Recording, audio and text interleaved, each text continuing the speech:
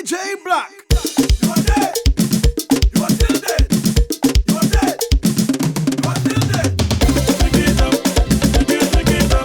Pick it up. Pick it up. Pick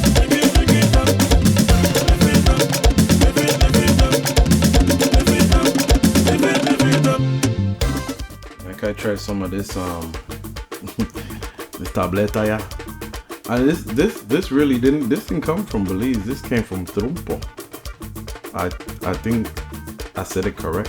Trumpo, Honduras.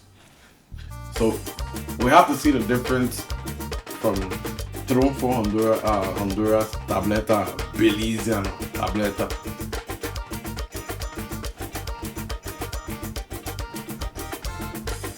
Sheme, you're nice. There's no difference. Yeah, well, I don't have to go and go there on tableta, girl. This thing how they look. Well, this will be my snack. I know you know, on the fish. Oh, so man, again. All right, I'm gonna take one more piece. Yeah. Voila. Alright, my people. Welcome back. This is season 2 with your boy, DJ BLOCC, aka Abuti. I want to give a big special shout out to another one of our big sponsor, Blue Lagoon. You know, shout out to the whole squad.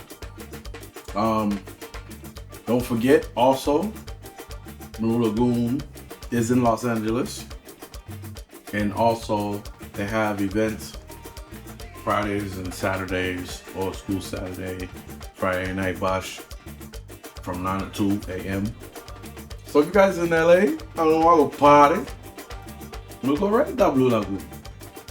But I gotta show you guys this whole video. Not even, I can't give away a whole video, but I want to show you a clip of what just happened in PG. The Easter extravaganza. I just have to show you a video. I don't know how to talk about this.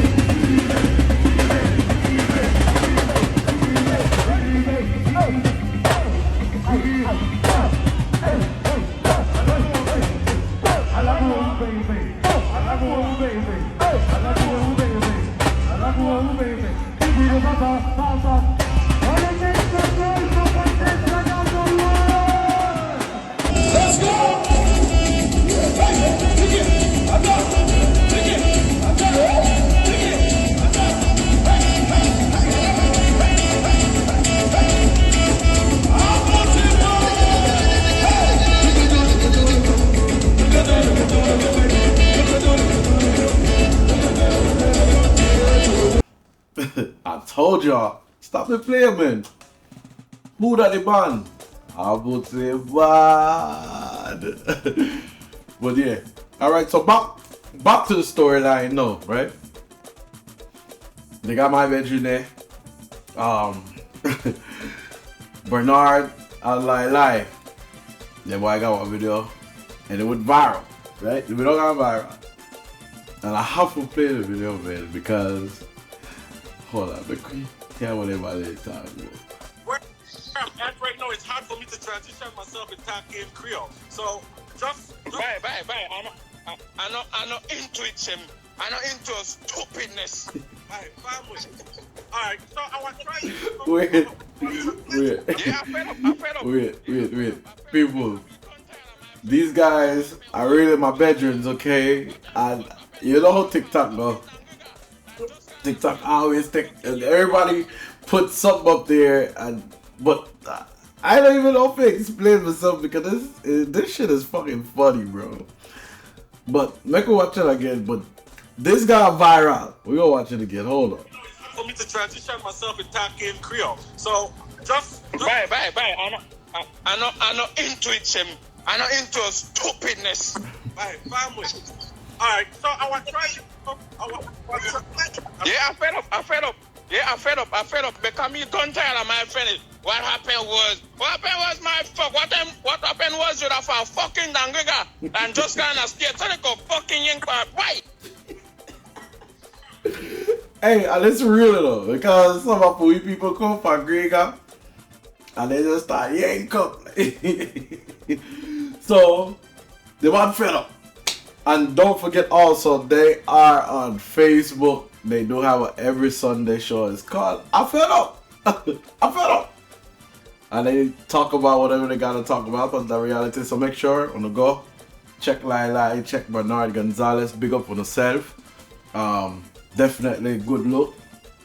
Also, I want you guys to check this interview out with this phenomenal Garifuna woman from Los Angeles. You know, Wagia Meme throwback. So I know I do a big thing for her, but I want you guys to know that she's very phenomenal, very into the culture here. She's one of them that keep the culture going from back then till now. So let's watch this video and watch this interview with Shantel Garcia. My name is Dr. Shantel Garcia. I was born and raised in Los Angeles. I am an avid Garifuna activist, supporter, Gayusa, and enthusiast. I was born and raised in Los Angeles, like I said. I went to school here. I graduated from Los Angeles Center of Enriched Studies. I then went to El Camino College, where I transferred to UCSB, UC Santa Barbara. I got my bachelor's in psychology, went into the workforce, and then a couple years later, I got my master's in public administration. And most recently, I got a doctorate in social work at USC. So my passion in life has always been to serve the Garifuna community and the Los Angeles area. So my parents are from Sangbite. That's a small village in Belize. It's also known as the land of intelligent people. Anyway, but their names are Ivan John Martinez Sr. and my mother is Anita Lambe Martinez. And so they have been together since they were about 13, 14 years old till now. So they've been together over 60 years. Next year will be 50 years married. And throughout that time, my mom has always been very connected to the Garifuna community. When she immigrated to America, she got connected with the Garifuna community in Los Angeles. And so she's always been an avid supporter and cultural bearer for the Garifuna community. And that's how I got introduced into this culture from the age of 2. My earliest memories are of being on stage and dancing and singing, going to practices, I always tell people, going to what I thought was boring meetings, go to sleep, wake up, I'm still there. And all that time those were impressions that were coming and that would frame my life. And so I'm very thankful to my mom for always taking me to those meetings. I'd be at the Victor and Dorothy Loretto's house. They're from Honduras. And my mom was very active in the group with a lot of Garifuna people from Honduras and Belize called the Preservation of Garifuna Culture Society. And that's where I grew up, with there were little baby dancers and teenagers. And I remember in 1984, they did the opening of the Olympics here in Los Angeles. I wasn't able to perform, but I remember being in the stage, in the stands and watching. And so those are the things that I've always had. I've always known that I'm Garifuna, and I've always had that instilled in me to have pride in being Garifuna. Yes, my mom was a part of organizing the opening of the Olympics.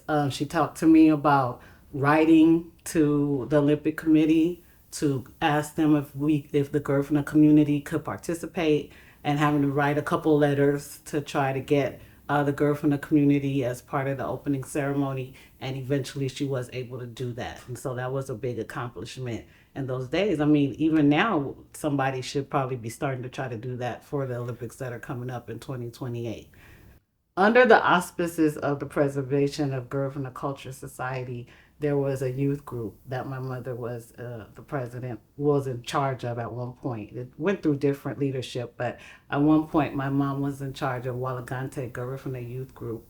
There were a number of us that were part of that youth group, including Milton Palacio, probably maybe one of the more names people would know, Asiatic.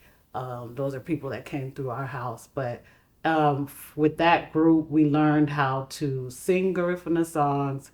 We learned how to count. We learned how to obey Maha, even though, like, in those days, people didn't appreciate that these kids would come up and obey Maha. It was boring, right? But those are the kind of things that she would have us do, and, spell out Mabuiga and then have, like, learn Garifuna words to go with the letters.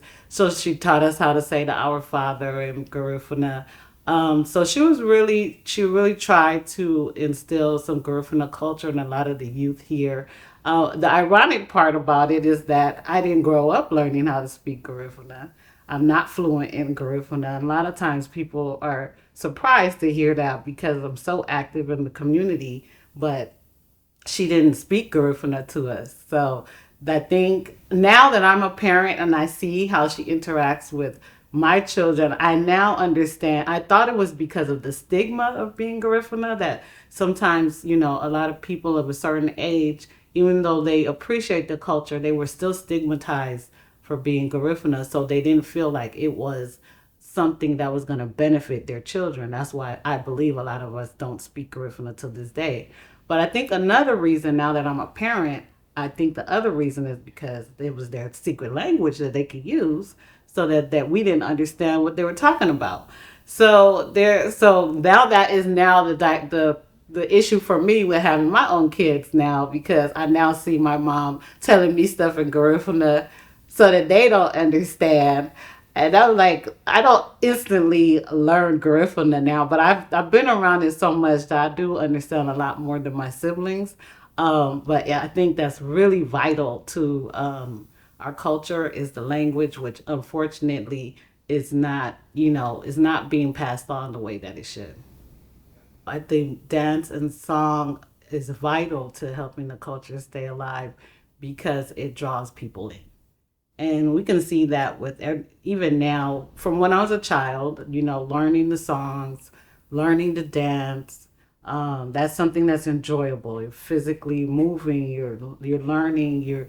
When you learn the songs, if you learn them from a native speaker, then you learn what these songs mean.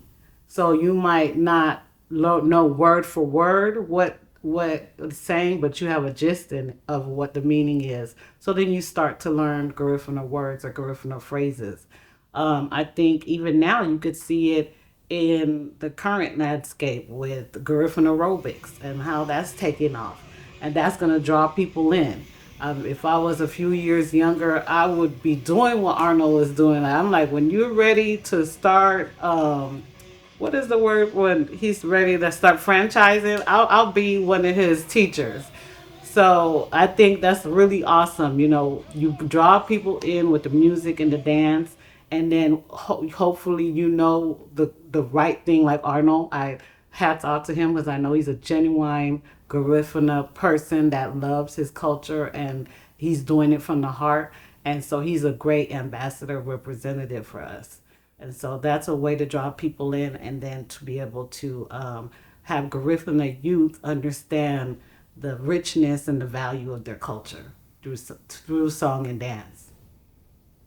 For me, Punta Rock is, and versus traditional Garifuna music, I think there's a place for each, right? So I like Punta Rock, especially the older Punta Rock, but I love traditional Garifuna music. I love Paranda. I love Hugunhugu. That's probably one of my favorites. It's Hugunhugu. People don't talk about it, but that's our secular dance. That is a dance that is a secular form of our traditional Dugu music. And so I love Hugunhugu. I love Abe Mahani. Those things that I don't know any work songs, but those are other things that Garifuna people used to do, work songs. Those are things that we have to try to preserve. And so, and I know in Belize they have Project Onababana that they are now recording these songs and making sure that it is written. And so those are projects that I think are great for us. But what I see with Punta Rock now is it goes right back to the language, right? If you don't have language, you don't have lyrics. So what you see now from what a lot of the Punta Rock now, they're lyrically lacking. So there's no substance because a lot of people in the new generation don't know how to speak Garifuna fluently. And then a lot of children now are not learning how to play instruments. So if you're not learning how to play instruments, there's no ingenuity in the game. The music is not going anywhere, right? Because it's kind of like being recycled over and over again. So I think those are some of the things that I hope that the new generation will take into consideration. Like if you don't know how to speak Garifuna, sit down with an elder, even if you just do a verse or a chorus in Garifuna, or even start to translate the songs. That way you can understand the patterns of how Garifuna songs are written. A lot of times now it's the men that are doing Punta. Traditionally, a lot of women wrote Punta Garifuna songs, and so people forget that, right? And so those are some of the things to me would help Punta Rock continue to grow and to flourish, is to have more meaning, to have more music ingenuity, and slow down. The tempo for Punta Rock, for Paranda, is what Punta used to be. And so then you can't dance all night if you're in a horse race. All right, my people. Again, that was the interview of Shantel Garcia. If you guys want to watch the full interview, make sure you guys go check it out on GarifunaForever.com. Also, again, thank you for your hard work, Shantel Garcia. You did your thing always, and we're gonna keep this culture alive in Los Angeles. And like I said, your work surely paid off in the Garifuna community in Los Angeles. So again, if you guys want to go watch the full interview, go to GarifunaForever.com. I'm not for spell it, I don't know what it was, Anyway, that's it for sports, you guys. Make sure you guys go like and share. Tell a friend to watch this show. Yeah, this is season 2. Season 2, no, Jesus, episode 2. Episode 2, and we're gonna be filming for episode 3. So make sure you guys come, log in, subscribe. I don't know, yeah, a lot of podcasts all the while. All right, thank you, my people. See you next time. Abuti. Abuti, man, okay, this stuff.